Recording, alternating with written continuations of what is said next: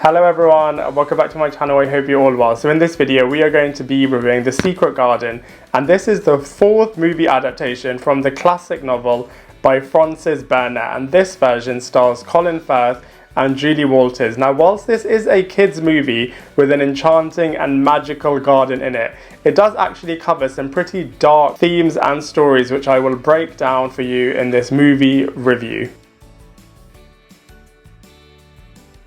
So in terms of the storyline for The Secret Garden, it does actually stay pretty true to its novel roots. So the character of Mary Lennox is an orphan child, and she goes to live with her uncle Lord Craven.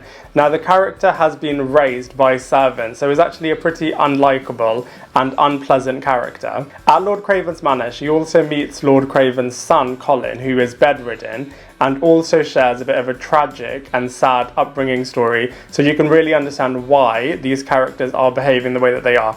The movie then takes a bit of a positive and happy turn and introduces the audience and the characters to this magical and enchanting secret garden where anything is possible.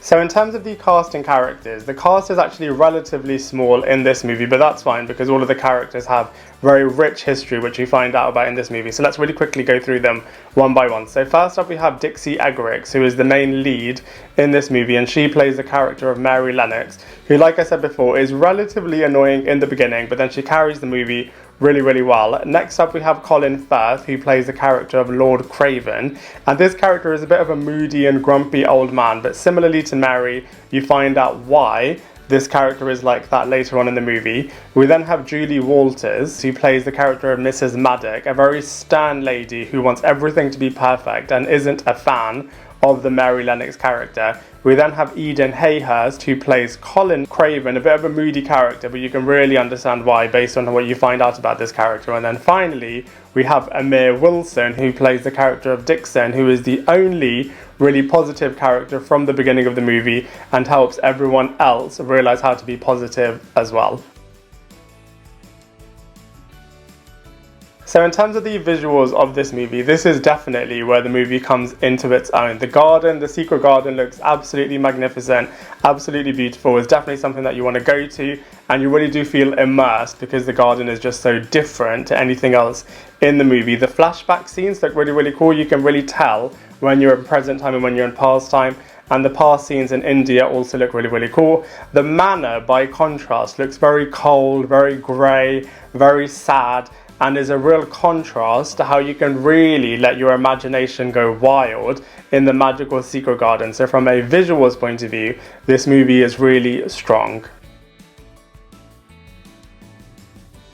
So in terms of comparisons, like I said before, this movie really does stay true to its novel roots, and actually there have been 4 other Secret Garden movies, and all of them have been relatively similar in the sense that the storyline is more or less the same. I would say because of the fact that this is the most recently released, from a visuals point of view, it does look absolutely brilliant, and so from a comparisons point of view also, I would say this is the strongest. And I think it's a really interesting point how the Colin Firth character actually played Colin Craven in the 1980s version, and now he's come back and he's playing Lord Craven this time. So really interesting throwback, but in terms of comparisons, I would say this version is definitely the strongest.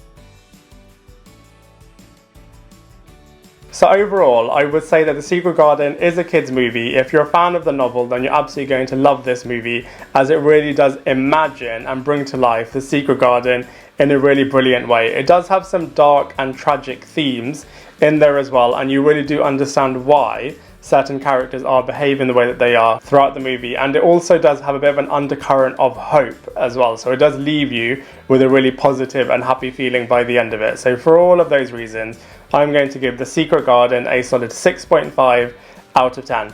I'd love to hear what you think, so please let me know in the comment section below. Otherwise, I look forward to seeing you in my next video.